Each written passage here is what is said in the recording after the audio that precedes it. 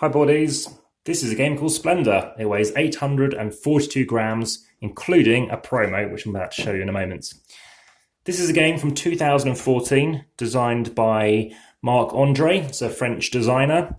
Lovely artwork. There is a new version of the art available and involves, I think, a crow on it. There's an expansion called the Cities of Splendor. This is very similar to looking like something out of Game of Thrones, although officially it doesn't get called that. Quite an expensive promo to get. I still haven't played with it yet, still haven't unpunched it, but looks fantastic. So these are noble tiles you can play with, and I think I won't distract you by just plonking them out of shot. So this is the rulebook. This is a very small rulebook. It's by Days of Wonder and Asmodee. And as you'll see, it is very light on how to explain the game. Great rulebook as well, I recommend it. So you'll see we've got these noble tiles here. These lovely poker chips. It's a chip collecting game. Every game you're going to need all of these. That's 5 of these representing wild cards. You can have gems. So there are 7 gems, but I'm just going to set up for a 2-player. It's a 2 to 4 player game. So you're only going to need 4 of the gems. You leave 3 back in the box. As you can see, it's quite a large box. In fact, 77% of this box is just empty space. I do have a nice portable version of it too, and that's very handy, very nice neat thing that you can just get from an arts and crafts store, just get the materials and make that. So you're going to have various cards. You're going to have these basic level 1 cards, so just leave them off to the side as well. I think I'll leave them all off to one side so I don't have to reach across the camera just whilst I'm setting up. If you happen to enjoy this, please hit the like button. If you haven't subscribed, please consider doing so just to see all the new stuff coming out, including obviously games like this, which are very popular games, as well as rare games and unreleased games. So you'll also want to check out the comments and descriptions for any goofs that I might have accidentally made. So now we've got out over the relevant stuff, that can go out the way too. And what we have in front of us is basically going to be a deck that we're going to use. So in a 2-player game, you're going to be using just 3 tiles. These do have names, such as I think Machiavelli, those kind of people. You've got Henry VIII in here, all the kind of big monarchs of the time. So you're now going to reveal 4 cards for each row. And the aim of the game is to reach 15 points. If you reach 15 points, that'll trigger the final round. If you happen to have 15 at the beginning of that round, then everyone else still gets a turn, and maybe they'll try and tie with you or try and actually beat you and get higher than that. So I'm going to keep going and see what else we have out. So there's only 3 things you do on your turn. There's only one of 3 things you can do. You can either take 3 chips, so you could just take that one, and that one. You don't take the special. I'll leave that alone for a moment. So you can do that. There must be 3 different ones. Or another thing you could do is take 2 of one colour. So you just take 2 white, and that's that. Or you can take a card. So you can take a card one of 2 ways. You can either buy it. So if you happen to have the right stuff, so imagine you had 3 blue over a couple of turns, pay it back in, and then you can have this card and leave it in your display. The other option is you can reserve the card. So you take the card, take it face down, and it'll take a yellow chip. This gets replaced, and you can use this to be whatever colour you like. Whenever you wish, you can choose to complete this. And the advantage of completing this card, and that's the best part of this game, it's an engine building game. So now I've got one of these, I could use it towards this. So if I happen to have some blues, greens and reds, I can spend 2 blue, 1 green and 1 red, and now I don't have to pay that extra cost. So the advantage of getting cards is it's cheaper than having just to pay these things anyway, which is going to spend effort and time trying to go up here as well.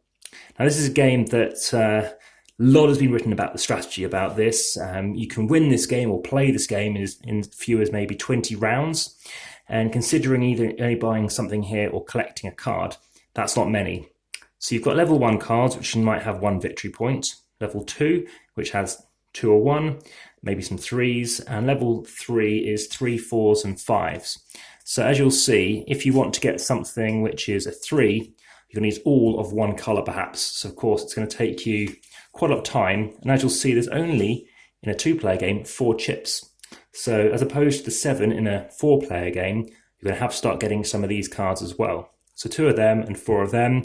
The advantage of having 4 of these is suddenly you don't have to worry about them being replenished. So building up more and more of these cards is really good, because if you had this, then suddenly these cards become quite cheaper. They seem quite attractive.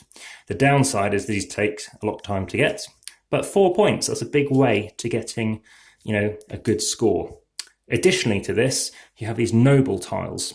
If you're the first person not to get the circular symbols, but these kind of like oblong shapes, if you can get 3 brown, so that's 3, I want to say onyx, I'm pronouncing that wrong I think, 3 blue, which is sapphire, 3 white diamonds, or clear diamonds, get 3 of them on your turn, just by having them in front of you, and you'll be able to score all of these points.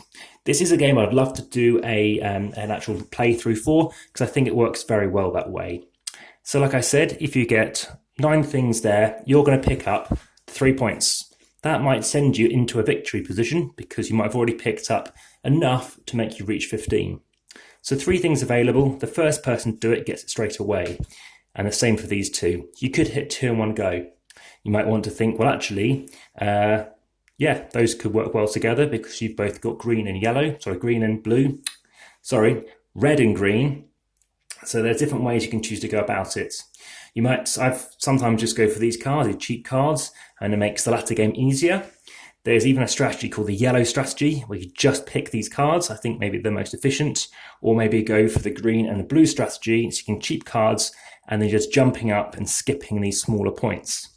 The way you do that is perhaps to reserve some cards, or maybe there's another way of looking at this. If your opponent's got these things, you just stop them from taking it by taking that golden chip, keeping hold of it, and maybe working to getting those points. However, it's not essential. Again, 15 points seems a long way off after a few turns. You might not even have, 5 or 6 or 9 or something.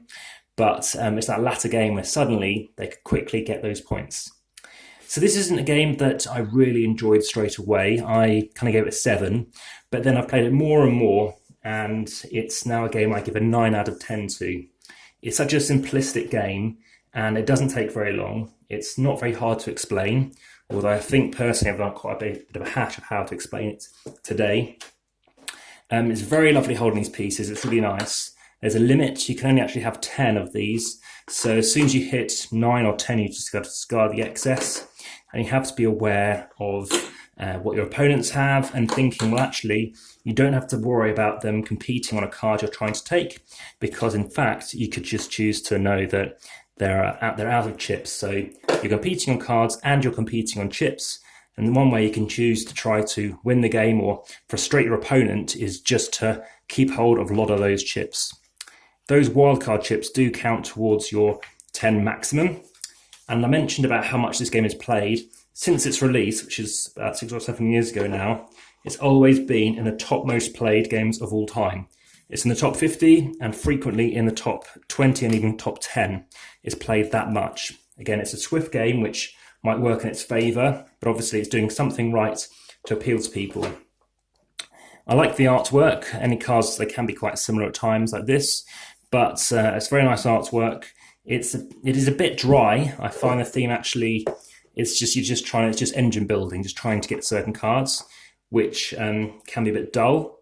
And I have played the expansion, and I've played 3 of the 4 different modes. It usually doubles the duration I've found so far, and hasn't been as fun. But this is Splendor, and it's now been re-released as Splendor Marvel, or Marvel Splendor, which I've heard is a little bit more complicated, and it kind of detracts from it too. Moving on to the awards, lots of people think it should have won the Spiel des Jahres Game of the Year, the most prestigious.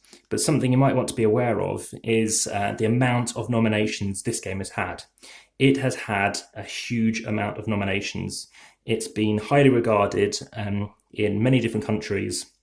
And I just want to show you some nominations it's had according to Board Game Geek, because it's really up there. Something else to bear in mind is that Marvel version is around Affinity Stones that you're collecting instead. And just to show you the kind of awards it's been nominated for, I've never seen it go off the page before, not frequently enough. So that is just so many things. And again, lots of people thought it should have won Game of the Year for the most prestigious one. So thanks very much for watching. Enjoy the rest of your day, and look forward to speaking to you very soon. Take care. Bye for now.